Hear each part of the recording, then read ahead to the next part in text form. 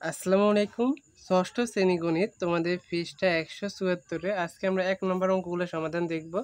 দেখো, চক তৈরি করে নিচের কোনগুলো সমীকরণ এবং কোনগুলো সমীকরণ নয় যুক্তি সহ উপস্থাপন করো। তো এগুলা দেখো, এ থেকে এল পর্যন্ত আছে, আমরা এগুলা সমাধান করব। তো দেখো আমরা কিভাবে সমাধান করব। চক তৈরি করে করতে হবে এগুলা সমাধান। তো দেখো আমরা কিভাবে লিখব। প্রথমে তোমরা সমীকরণ লিখবা এক পাশে, অন্য পাশে লিখবা সমীকরণ অবলিক অথবা সমীকরণ নয়, আর এখানে যুক্তি দিতে হবে কেন সমীকরণ বা কেন সমীকরণ নয়। তো প্রথমটা এ নম্বরে আছে 15 সমান এক্স প্লাস 5 এক্স। তোমরা একটু কষ্ট করে বুঝে নিবা।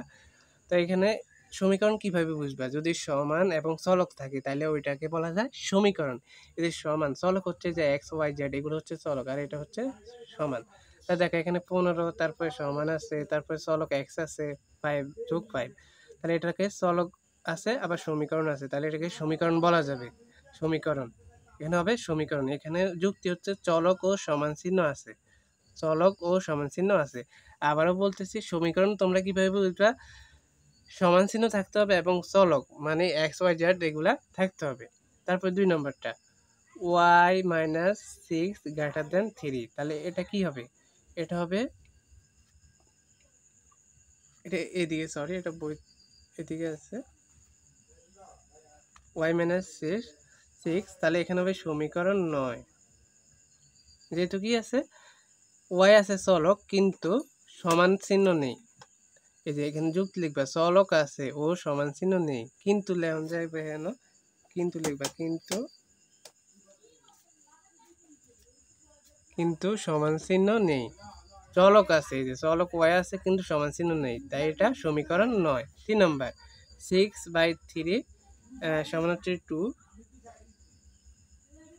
এটা সমীকরণ নয়, কারণ কি সমান চিহ্ন আছে কিন্তু চলক নেই, সমান আছে দাও, এখানে এক্স ওয়াই জেড কিছু নেই, তাহলে এটাকে বলা যাবে সমীকরণ 9। তারপর 4 নম্বরটা z-4 সমান 0, এটা সমীকরণ, কারণ এখানে z হচ্ছে চলক আর সমান চিহ্ন আছে, তাহলে এখানে যুক্ত হবে চলক ও সমান চিহ্ন আছে। তারপরে দেখো 4 গুণ 3 সমান -12 সমান 0, এটা হচ্ছে সমীকরণ 9, তাহলে সমান চিহ্ন আছে কিন্তু চলক নেই, এটা লিখবা। এগুলো আমরা বই থেকে লিখতেছি, হ্যাঁ। তারপর এটা দেখো 2x + 3 সমান x - 15 মানে 15, তাহলে এটা বলা যায় সমীকরণ, চলক ও সমান চিহ্ন আছে, দেখো চলক আছে সমান চিহ্ন আছে। তারপর এটা দেখো y + 25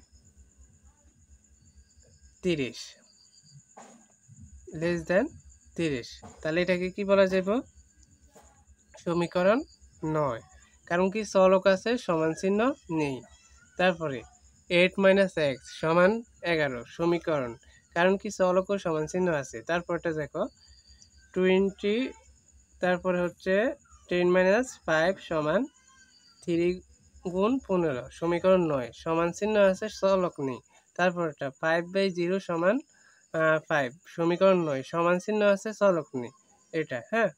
বা আমরা 5কে 0 দ্বারা গুণ করলে এখানে 0 আসবে, মান দশমিকে চলে আসবে, তাই ঋণাত্মক মান সমান হতে পারে না, সমীকরণ হতে পারে না, বুঝছো এটা। তারপরে আমরা দুইটা করাই না, এই দুইটা আমরা বই থেকে বলতেছি, তোমরা বুঝে নিবে। দেখো কে নাম্বারটা 15y সমান 45, এটা সমীকরণ হবে, এটা হবে সমীকরণ। তোমরা এখানে লিখবা, এটা উঠায় তারপর লিখবা সমীকরণ, কারণ কি লিখবা, যুক্তি কি লিখবা, চলক ও সমান চিহ্ন আছে, চলক আছে এবং সমান চিহ্ন আছে। তারপর 7 সমান 11 × 2 + x, এটাও সমীকরণ, কেননা x চলক আছে এবং সমান চিহ্ন আছে, তাহলে এটা যুক্তি হবে চলক ও সমান চিহ্ন আছে, হ্যাঁ। তো আশা করি তোমরা এই অঙ্কগুলো বুঝতে পেরেছো। তো আমরা এক এক করে তোমাদের বাকি পৃষ্ঠাগুলো সমাধান এবং অঙ্কগুলো দিয়ে দিব, তাই সকলে চ্যানেলটি সাবস্ক্রাইব করে রাখবে আমাদের ভিডিওগুলো সকলের আগে দেখতে। আর ভিডিওটি কেমন হয়েছে অবশ্যই কমেন্টে জানাবে। আমাদের পরবর্তী ক্লাসগুলো দেখতে অবশ্যই সাবস্ক্রাইব করবে। ধন্যবাদ সবাইকে।